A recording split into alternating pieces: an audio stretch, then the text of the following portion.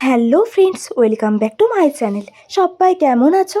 আশা করি সকলে অনেক অনেক ভালো আছো।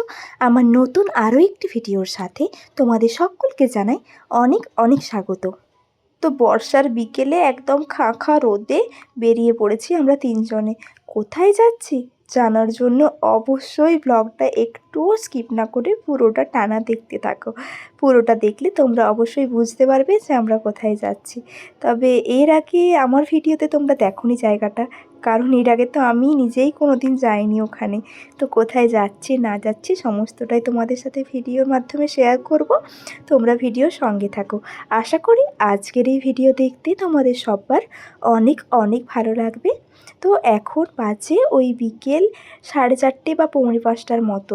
তবে এতটা রোদ রয়েছে এখনও যেন মনে হবে দুপুর 3টে বাজে। আর দেখো আমরা এদিকে রাস্তার মুখের কাছে চলে এসেছি। তবে এই হাঁসগুলো না কিছুতেই পিছু ছাড়ছিল না ওর বাবার।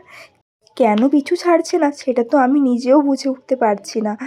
কেন যে হাঁসগুলো বারবার পিছু নিচ্ছে কী জানি। ওর বাবা তো প্রচণ্ড পরিমাণে বিরক্ত হচ্ছিল, এত বিরক্ত হচ্ছিল যে বলার মতো নয়। তোমরা ওর মুখের এক্সপ্রেশনটা দেখলে হয়তো বুঝতে পারতে আসলে কেন এত বিরক্ত হচ্ছিল। সেটা আমি তো বুঝতে পারিনি, পরে ওর বাবার মুখ থেকে শুনে তবে বুঝলাম। আসলে ওই যে হাতে কালো ছাতা নিয়েছে না, ওই কালো জিনিসটা দেখেই হাঁসগুলো বারবার পিছু নিচ্ছিল ওর। সেটাই ও বলছিল যে ওফ, ছাতা নিয়ে এসেও যেন শান্তি নেই। তো দেখো, কথা বলতে বলতে আমরা তো টোটোতে উঠেও পড়েছি। আর মাত্র ওই 2-3 মিনিটের মতো লাগবে স্টেশন পৌঁছাতে আমাদের। তো ওখান থেকেই সোজা ট্রেন ধরে তারপর যাব তো যেখানে আমাদের যাওয়ার কথা রয়েছে সেখানে। তো প্রথম দিকে তো আমার ট্রেনে ওঠার খুব একটা ইচ্ছা ছিল না, কারণ আমি ওকে প্রথম থেকেই বলছিলাম যে দেখো, ট্রেনে যাতায়াত করার একদমই ইচ্ছা নেই আমার। তার পিছনে অনেকগুলো কারণ রয়েছে। প্রথমত, আমাদের এদিককার মানে সাঁতরাগাছি থেকে ট্রেনগুলো ছাড়তে বা ট্রেন ঢুকতে না এখন বেশ সমস্যা চলছে কয়েকদিন ধরে।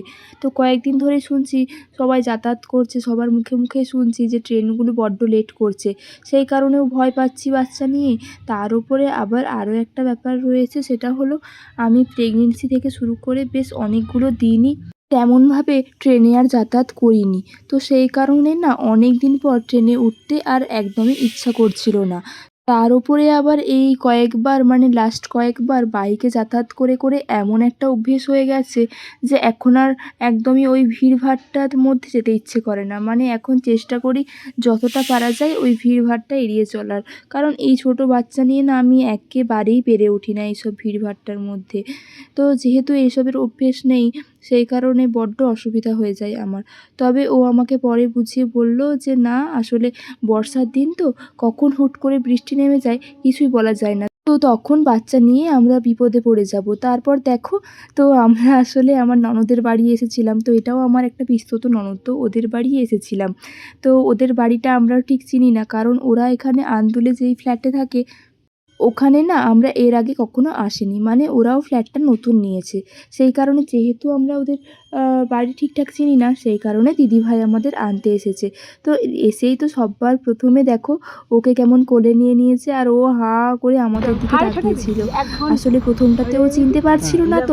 ট্রেনের প্রবলেম তো, হ্যাঁ ট্রেনের প্রবলেম বলে এবার তোর জামাইবাবু ঢুকেছে, তখন আবার দেরি দিচ্ছে ট্রেনিতে। জামাইবাবু বলছে যে আমি এই নামলাম, আমি বলছি আমরা এই ট্রেনটি ছাড়লো তাহলে 1 ঘন্টা। এবার বলছে আমারও প্রচুর দেরি হয়ে গেছে, 5:30টায় বেরিয়ে সেই নেমেছে 8টা। এবার আমরা ঠিক টাইমে হলে 8:20 ঢুকে পড়ার কথা। আমরা 7:30টার ট্রেনটা ধরি, 7:30 থেকে 8:30, আমাদের 1 ঘন্টা লাগে। এ আসি কোলাঘাট থেকে এসে 1 ঘন্টা লাগে, 1 ঘন্টা থেকে। তো যেটা ওরা বলছিল যে ওরাও এখানে থাকে না তেমনভাবে, আসলে ওই দিদির ছেলের পড়াশোনার সূত্রেই এখানে থাকা। তাছাড়া এখানে ফ্ল্যাটটা থেকে ওদের কলকাতা যাতায়াত করতেও বেশ সুবিধা হয়, সেই কারণেই ওরা এখানে আসলে যাতায়াত করে। তো ওই কারণেই এখানে ফ্ল্যাটটা নেওয়া। আসলে ওদের বাড়ি হলো কোলাঘাটে। তো সেই সব কথাই হচ্ছিল। আর দেখো এখানে চারপাশটা কতটা সবুজ, তাই না? আর অনেক দিন পর সবুজ ঘেরা এরকম চারপাশটা দেখলে কিন্তু মনটা একেবারেই ভালো হয়ে যায়। তার উপরে যেহেতু আমি নিজে একটা গ্রামের মেয়ে, তাই সত্যিই গাছপালা বা এই সবুজ ঘেরা চারপাশের মধ্যে থাকতে তো আমি অবশ্যই ভালোবাসি। এটা না বলে আর কোনো উপায় নেই। আর দেখো কথা বলতে বলতে তো আমরা চলেও এসেছি ওদের ফ্ল্যাটের মধ্যে। আর কি জানো তো, আমার মেয়ের না এই একটা ভালো গুণ রয়েছে, ও না সমস্ত জায়গাতে গিয়েই মানে কোথাও গিয়ে কোনো জ্বালাতন করে না, সবার কোলে গিয়ে সমস্ত জায়গায় গিয়েই ও স্বাচ্ছন্দ্য বোধ করে। ওর এমন কোনো ব্যাপার নেই যে আমি আমার বাবার কাছেই থাকবো বা আমি আমার মায়ের কাছেই থাকবো। ওই কিছু কিছু বাচ্চা হয় না যে বাবা মায়ের কাছে ছাড়া অন্য কারোর কাছে যেতে চায় না, ওর ওরকম কোনো ব্যাপার নেই, যদিও এটা যার যার ব্যাপার। তো ভিডিওটা আজকে এডিট করতে গিয়ে দেখি আমি তো ভিডিওর লাস্ট পার্টটুকু দিতেই ভুলে গেছি।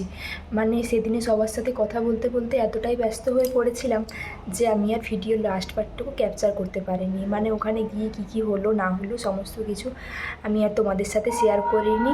আর এদিকে এতটা পরিমাণে ভিড় ছিল ট্রেনে যে আর কোনো কিছুই ভিডিও করা হয়নি আমার। আসলে ছোট বাচ্চা নিয়ে গেছি তো সেই কারণে কিছুই করা হয়নি। আর ওপরে বাবা পুজো করছেন সেই কারণে ঘন্টার শব্দ হয়তো তোমরা শুনতে পাবে। তা যাই হোক, চলো ভাবলাম তাহলে আমি না হয় আজকে ভিডিওর লাস্ট পার্টটুকু করে ভিডিওটা আপলোডে বসিয়ে দিই। চলো তাহলে আমার আজকের ভিডিও আমি এখানেই শেষ করলাম। সকলেই খুব খুব খুব ভালো থেকো, সুস্থ থেকো। দেখা হবে আবার পরের কোনো একটা ব্লগে। ততক্ষণের জন্য সবাইকে টাটা।